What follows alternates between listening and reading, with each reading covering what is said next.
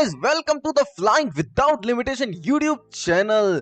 Today we are going to cover our next chapter of Geography class 6th, that is chapter number 7, our country India. तो guys, आज के इस video में हम cover करने वाले हैं, तो हम पूरी एक्सप्लेनेशन के साथ अच्छे की तरीके से इस चैप्टर को पूरा समझेंगे.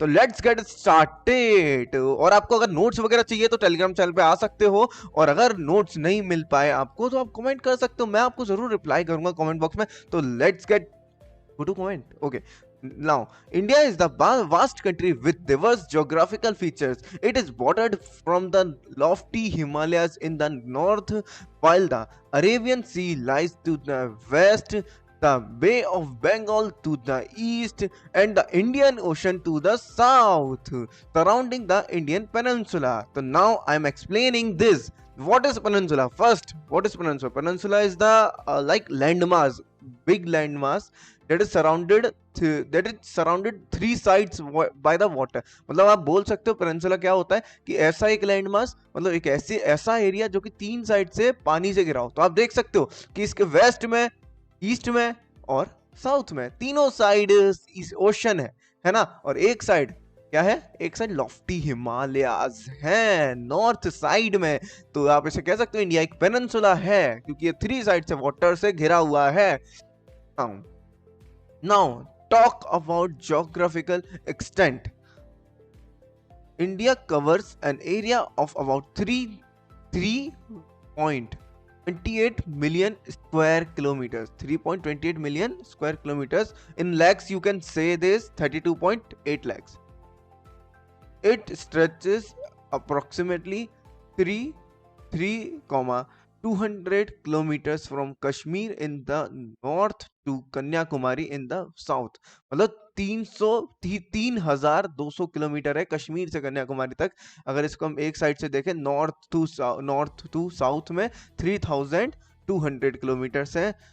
एंड अब ईस्ट टू वेस्ट देखेंगे तो east to west extent is around 2,900 kilometres from Arunachal Pradesh to Kutch. ठीक है, this is 2,900 and that is 3,200. ठीक है, तो इस north to south is along is bigger than east to west.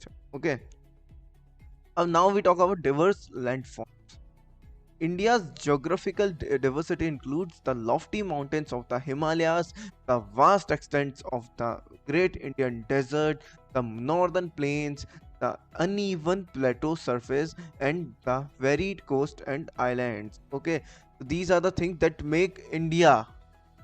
This diversity result in varying climates, vegetation, wildlife, and languages and cultures. तो आपने सुने होगा कोस पे बदले पानी, सवा कोस पे पानी. तो ये वाली आपने चीज सुनी होगी. तो इंडिया में मतलब तो इतनी सारी इंडियन ज्योग्राफिकल एरिया जो है, इतना डिफरेंस है, जितना डाइवर्स है, इस वजह से यहाँ पे सारी चीजें बिल्कुल अलग अलग हैं. मतलब लैंग्वेजेस है यहाँ पे, मैनी लैंग्वेजेस. ठीक है, और अनइवन सर्फेस है, कहीं माउंटेन है, कहीं प्लेटो है, तो कहीं डेजर्ट है, तो कहीं ओशंस है.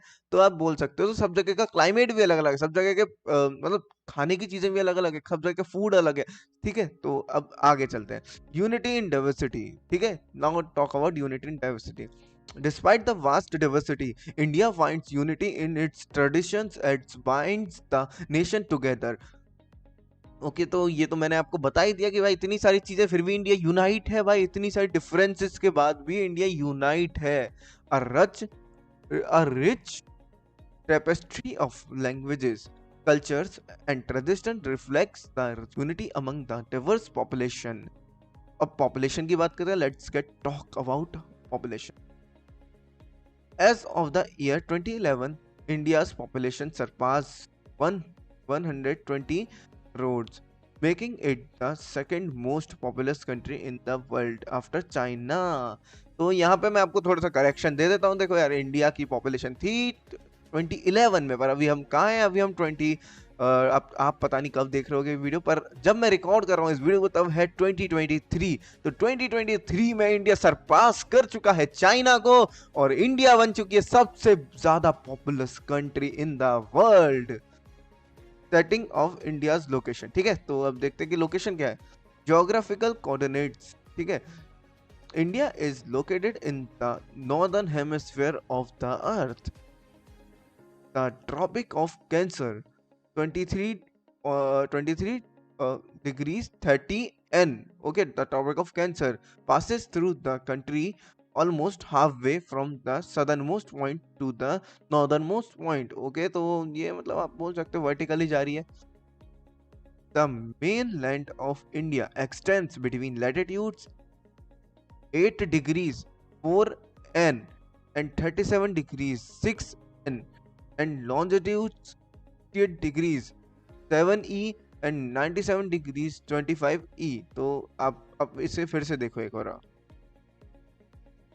The main of India extends between latitude 8 degrees 4 N. ठीक है, तो नॉर्थ में 8 डिग्री से स्टार्ट हो रहा है, 37 डिग्री 6 N. तो 37 डिग्री 6 N यहाँ पे खत्म हो रहा है. तो मतलब ये कुल मिला के इंटायरली किसमें, नॉर्दर्न हेमिस्फीयर में है ना. तो 37 डिग्री 8 से स्टार्ट हो रहा है. तो आप बोल सकते हो कि इक्वेटर से थोड़ा दूर, इक्वेटर से 8 डिग्री दूर से चालू हो रहा है और कहाँ पे खत्म हो रहा है, 37 डिग्रीज पे खत्म हो रहा है लगभग. और बीच ट्रॉपिक ऑफ कैंसर जा ही रहा है. आप देख सकते हो 23 डिग्री पे ट्रॉपिक ऑफ कैंसर होता है and longitude 68 degree 7 E and 97 degree 25 E. तो आपको पता, टाइम वाले चैप्टर में हमने पढ़ा था कि क्यों टाइम की वेरिएशन रहती है. ये तो ये लॉन्जिट्यूड की वजह से रहती है. लॉन्जिट्यूड आप देख सकते हो कितना डिफरेंट है, 68 degrees 7 E and 97 degrees 25 E. Okay, और ईस्टर्न हेमिस्फीयर में ये, अब आप ये भी बोल सकते हो ईस्टर्न एंड सदर्न, मतलब sorry northern and eastern. If we divide the world into eastern and western hemispheres, India would belong to the eastern hemisphere. The prime meridian 0 degrees longitude, ये हम पढ़ चुके पहले चैप्टर में, तो मैं बताने वाला. तो prime meridian 0 degree serves as the dividing line between the eastern and western hemisphere, and India falls entirely to the east of this line. Time zone. Now talk about time zone. India has a significant longitudinal extent of about 29 degrees, resulting in a wide difference in local time between its extreme points. The time difference between the easternmost point Arunachal Pradesh and the westernmost point Gujarat, Arunachal Pradesh and Gujarat of India is about 2 hours. Okay, for every 1 degree of longitude the local time changes by approximately 4 minutes. और आपको पता ही है भाई, 15 degree 1 our हो जाता है, 1 degree मतलब 1 degree में 4 मिनट्स होता है, तो 4 15 जा कर तो आप भाई कितना हो जाएगा, 60 हो जाएगा, कहानी खत्म है. Indian standard time. अब इंडियन स्टैंडर्ड टाइम की बात करते हैं कि क्या है. Local time of the longitude 82 degrees 30 E has been designated as the Indian standard time. ये तो आप तो देख सकते हैं बिल्कुल बीचों बीच का टाइम ले लिया गया. एक 97 डिग्री भी नहीं लिया, ना हम 67 ले रहे हैं, ना 60 के बाद का कुछ ले रहे हैं. ठीक है, तो हमने एक क्या ले लिया, हमने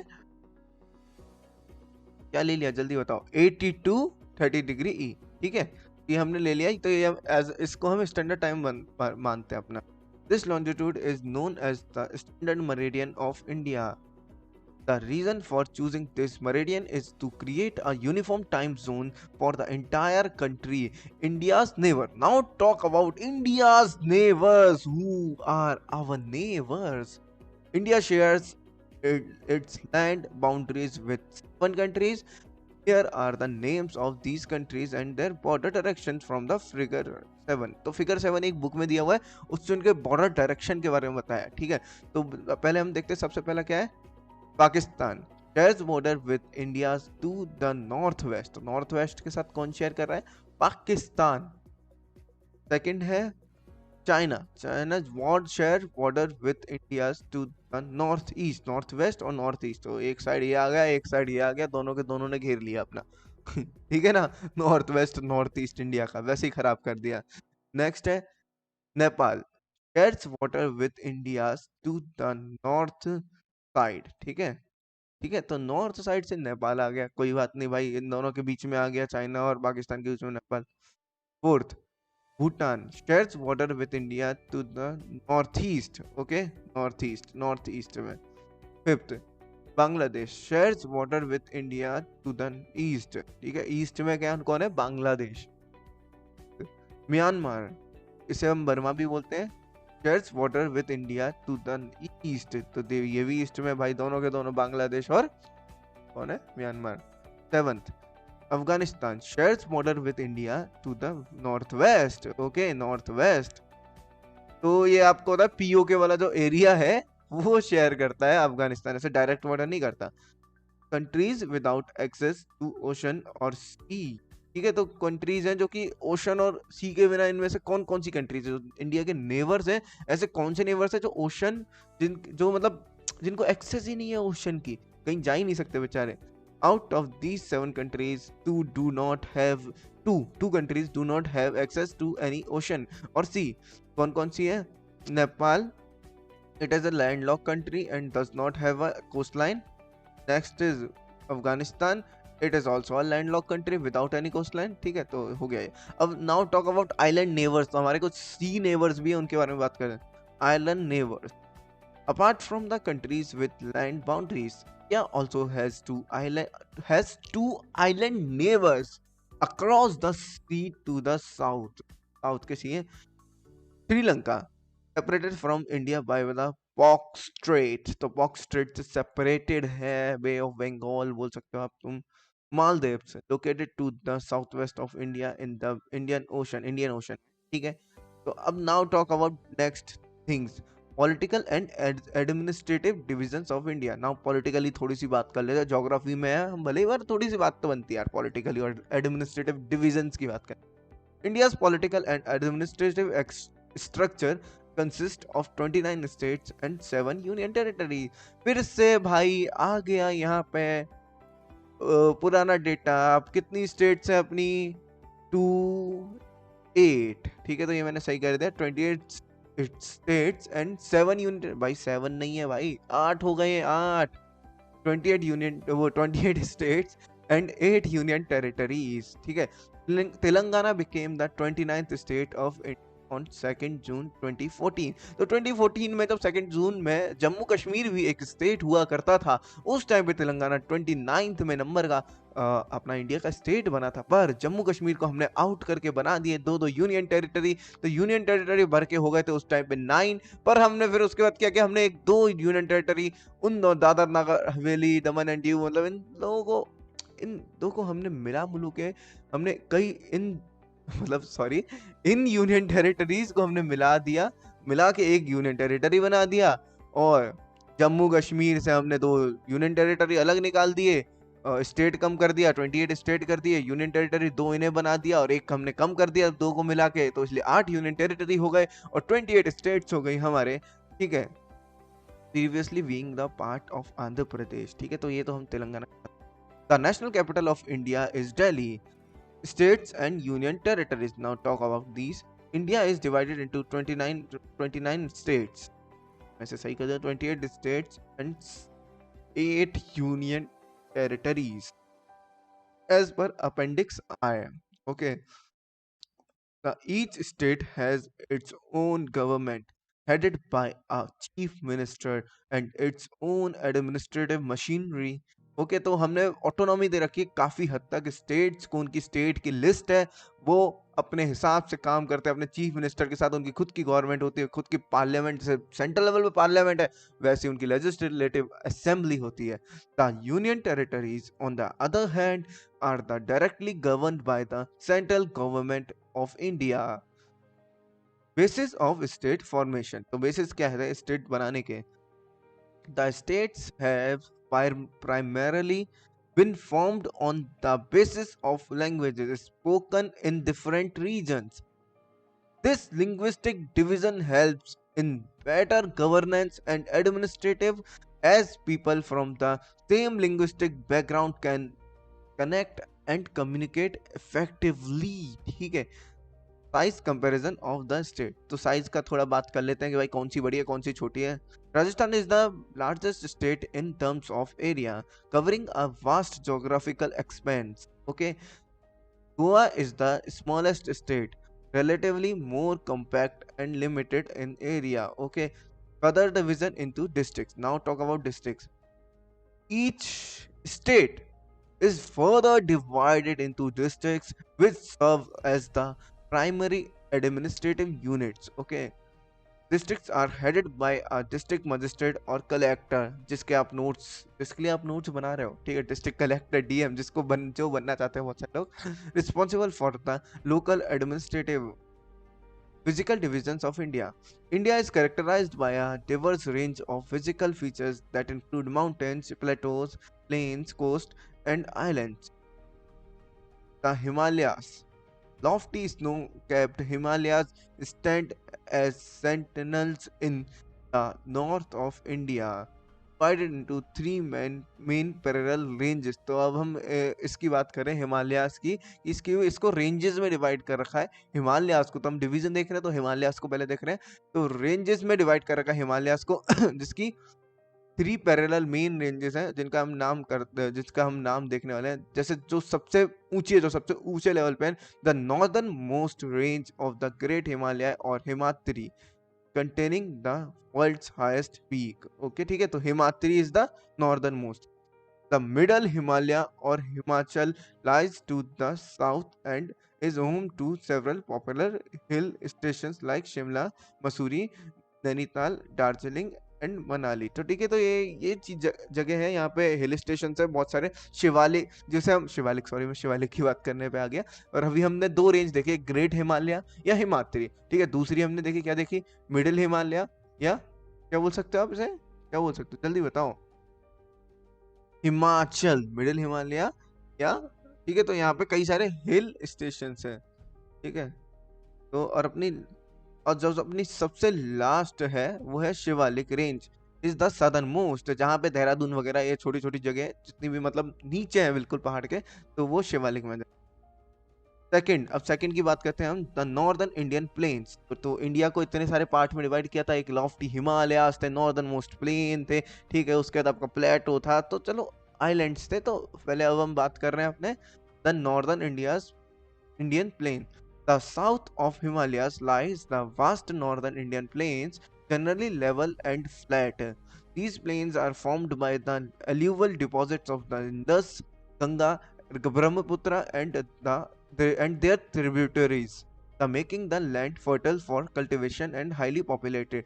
मैं आपको समझाता हूँ यार थोड़ा, देखो यार, जो अपना, इसे हम हिंदी में बोलते हैं मैदान, ठीक है, उत्तरी विशाल मैदान, ठीक है, तो जो ये नॉर्दर्न प्लेन है, तो ये मतलब बने हैं किस चीज से बने, ये जो रिवर्स हैं, इंडस, ब्रह्मपुत्र एंड गंगा, ठीक है, तो ये क्या लेकर आती है अपने साथ, सॉइल लेकर आती हैं, वो सॉइल लेकर जाती हैं, तो सॉइल बहुत बहुत मतलब फर्टाइल सॉइल होती है, बहुत एलिवियल सॉइल होती है, बहुत अच्छी सॉइल होती है, जिसमें बहुत अच्छे से क्रॉपिंग वगैरह, आप एग्रीकल्चर कल्टीवेशन बहुत अच्छे से कर सकते हो, बहुत अच्छा कल्टीवेशन होगा, क्योंकि उसमें सब कुछ होता है, सारे मिनरल्स होते हैं उस सॉइल में। ऊपर से वहाँ पे कल्टीवेशन अच्छा होता है, इन सॉइल से बनते हैं ये मैदान, जो ये प्लेन्स हैं, और इन सॉइल पे कल्टीवेशन अच्छा होता है, इस वजह से लोग ज़्यादा रहते हैं यहाँ पे, इसलिए बहुत पॉपुलस एरियाज होते हैं इंडिया के, है ना। तो आपने देखा ही है, उत्तर प्रदेश सबसे ज़्यादा प्लेन है, ठीक है तो सबसे ज़्यादा पॉपुलेशन। अब बात करें हम the Great Indian Desert, the third division of India, located in the western part of India. The Great Indian Desert is a dry, hot, and sandy stretch with sparse vegetation. तो यहाँ पे आपको बताइए कुछ टाइप के थोर्नी bushes पाई जाती है maximum यहाँ पे।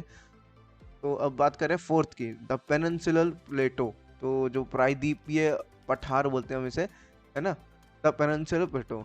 To the south of the northern plains lies the triangular shaped peninsular plateau. It is a region with numerous hill ranges and valleys, including the Aravalli Hills in the northwest, the Vindhyas and the Satpuras. Okay, the rivers Narmada and Tapi flow through these ranges, draining into the Arabian Sea. The western Ghats border the plateau in the west, okay, and the eastern Ghats provide the eastern boundary. The plateau is rich in minerals like coal, iron, ore. अब next बात करें हम last coastal planes, और last, to the west of the western Ghats and the east of eastern Ghats lies the coastal plains. The western coastal plains lie along the Arabian Sea, and the eastern coastal plain along the Bay of Bengal. The Ganga and the Brahmaputra form the world's largest delta, the Sundarbans delta. ठीक है, where Bay of Bengal. Okay. अब next बात करें, last जो division है islands. India also includes two groups of islands. The Lakshadweep islands are located in the Arabian Sea of the coast of the Kerala, and the Andaman and Nicobar Islands are situated to the southeast of the Indian mainland of the Bay of Bengal. ठीक है. The Andaman and Nicobar Islands were affected by the tsunami in 2004, causing widespread destruction and challenges for the people living there. Okay, तो tsunami वगैरह की थोड़ी problem आ रही है. अब conclusion की बात करते हैं इस चैप्टर के. India's physical division contribute to its diverse landscape and ecosystems, from the majestic Himalayas in the north to the vast plains, plateaus, coast, and islands. Each region has its unique geographical and environmental significance. Okay, यहाँ पे हम खत्म करते हैं भाई. अब अगला chapter अपना चैप्टर नंबर 8 है, तो जो हम देखेंगे नेक्स्ट वीडियो में. तो आज की इस वीडियो में इतना ही गाइस. हम मिलते रहे, तब तक के लिए वीडियो पसंद लाइक करना, चैनल को सब्सक्राइब करना.